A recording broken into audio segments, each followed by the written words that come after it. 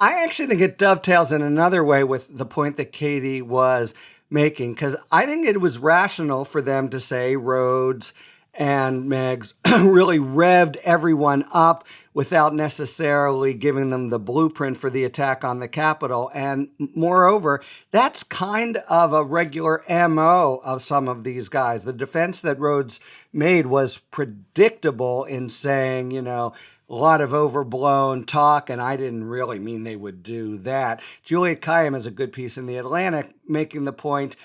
Stochastic terrorism is the term meaning just this: having everyone generally kind of raring to go, but trying to have deniability as to the specific act of violence.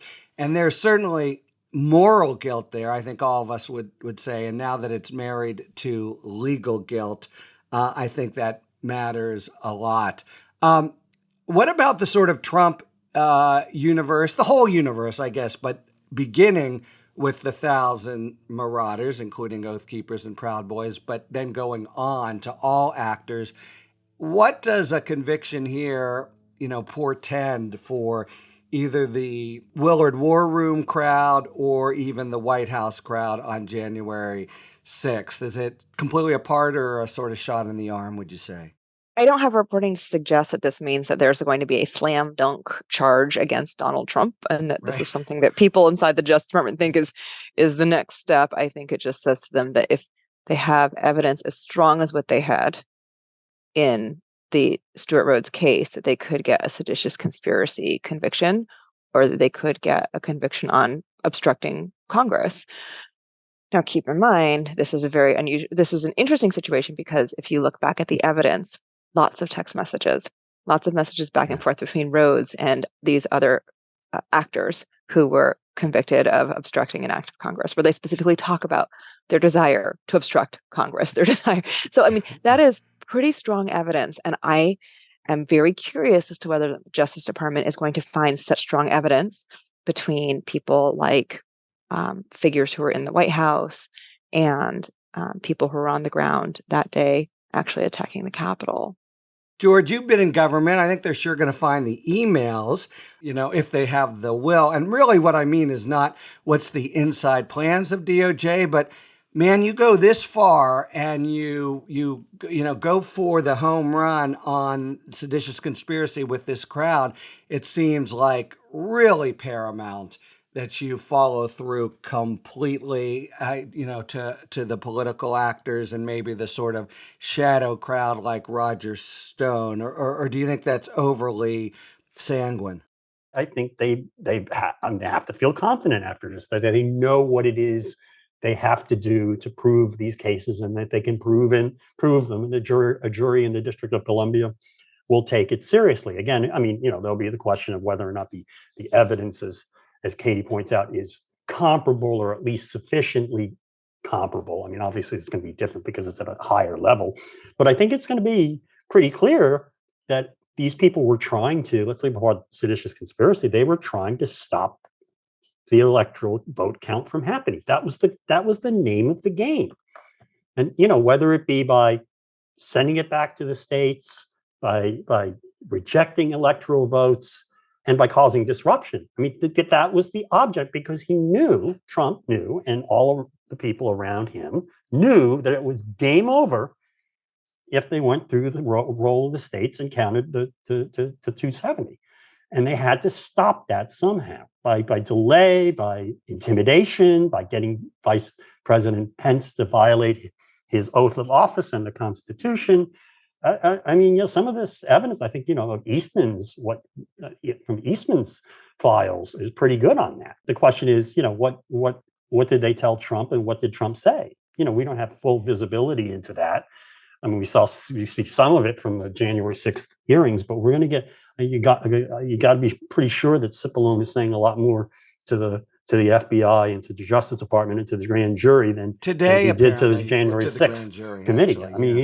he's not going to get away with saying, well, I'm not going to tell you what he said. And I could tell you or communications I had with him. I'll tell you my thought process. I mean, that's just not going to fly. Hey, we're taking a quick break to ask everyone to take a minute to like and subscribe. It's a quick thing that can really help the show. Now back to the video. All right, closeout question on this, and I'd like to pick up on Aaron's point of the arguable historical importance. So, if you're a Trump acolyte, I'm sure you can still say one jury, crazy DC, etc. But I wonder if, in fact, the broader social, historical impact here is to, bring us 2/3 of the way toward seeing January 6th as the kind of, existential danger and revolutionary act that it was. In other words, this ongoing debate where you have elected officials poo-pooing it and saying, political protests getting out of hand.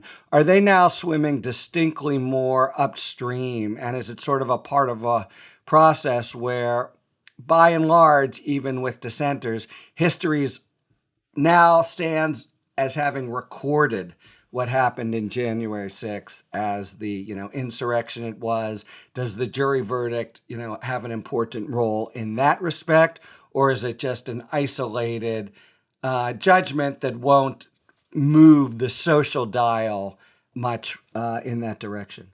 Well, I think it's always tempting in these situations to say nothing matters. We've been through so many of these instances where the reality and the facts on the ground seem to point in a very clear direction.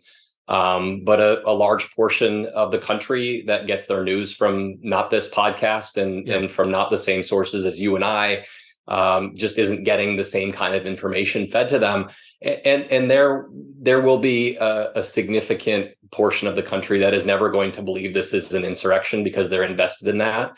But, just kind of brass tacks, we now have, as I said, more than half a dozen, I believe it is, convictions for seditious conspiracy. There was a proven, according to our legal system, conspiracy to overthrow this election, to undercut our government, essentially. And I think that is an important part of the historical record. And I think that's part of the reason why I would imagine the Justice Department did decide to go down this route instead of sticking with the, obstruction of an official proceeding type charges. This really does kind of, beyond punishing people who did these things, it records it in history as a very singular event relative to all the lack of seditious conspiracy convictions that we've seen in recent history. I so agree with that because I like to think of not what the 30% of the Republican base that will never accept that Donald Trump could ever possibly have done anything wrong, or the people who watch Fox News. I always think of what they're going to teach school children 50 or 75 years from now. And this was an attempted coup. And I think that this is one step. The January 6th hearings were another step. And I think there are going to be more steps where the historical record is going to be clear.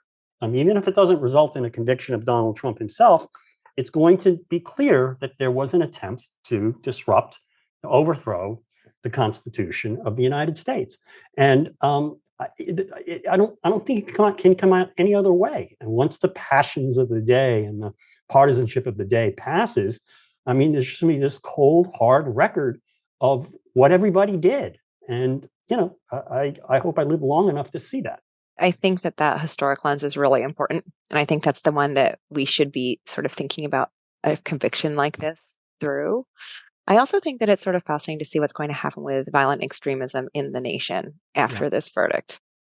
It's not something that you can necessarily prosecute your way out of. Seamus Hughes, who's wonderful, and he works with the George Washington Center on Extremism. He said that, I believe, in an interview with Politico, and he is correct. And so the other piece of the historic lens is not just the marker that the Justice Department has laid down by achieving a successful conviction. It is how, to George's point, what did we do with it? How did politicians respond to it? How did people on the ground respond to it? And it's not necessarily political parties. It's, this idea that we have created, even if Trump went away, the idea would remain that the government overreaches, that the government interferes in the lives of citizens, and that this movement was necessary to combat something wrong with our government. and with our democracy. So wrong that there were people who thought that they should tear it down. And so I think that that is a bigger idea that we're going to need tools, perhaps other than prosecution, to start combating in the country so that this doesn't happen again. That's another point, though. In the Cayenne pieces, one such tool is just, putting people away for life, not just Stewart Rhodes, but colleagues will, recruiting is the name of the game, and being a winner seems to be really key to recruiting. But on the point you've made, I just want to say that makes four of us. That's, the ultimate lens, the ultimate sort of solace of all these frustrations, starting with Access Hollywood. I really agree. 75 years from now, high school textbooks just report as a fact that insurrection occurred, and I think give a sentence to this trial. Or, really conversely, the next time Marjorie Taylor Greene, whoever gets up and gives this crazy and even sort of monstrous narrative that it was, all benign, they will look more marginalized this week than last week because of the verdict. Thanks for tuning in. If you like the video and other Talking Feds content, please take a second to like and subscribe. Talk to you later.